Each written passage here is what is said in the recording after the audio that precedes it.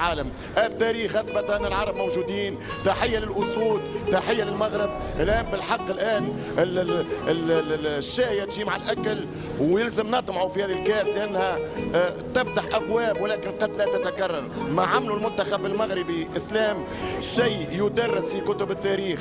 اقوى دفاع في تاريخ كاس العالم، هدف ما شاء الله بعد 5 مباريات.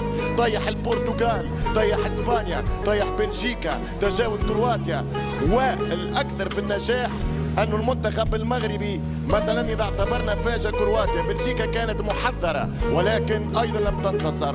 إسبانيا كانت عينها على الأسود لأنهم وقفوا كرواتيا وبلجيكا ولكن أزحوهم. البرتغال كانت منتبهة جدا وقرأوا خطة الركراكي، ولكن مرة أخرى الأسود بالروح بالجماعيه بالامكانيات الفرديه اللي فما نجحت. انا جاي ونحكي مع مارسيل قال لي كلمه، قال لي ما عمله الاسود شيء خرافي واسطوري. قلت له علاش مارسيل؟ قال لي لانه المنتخب المغربي الحقيقه ما كنتش نتصور اليوم على البرتغال على المستوى الذهني، على المستوى البدني، على مستوى القوه انه يكونوا جاهزين مره اخرى رغما عن الغيابات. المنتخب المغربي مازال ينجح.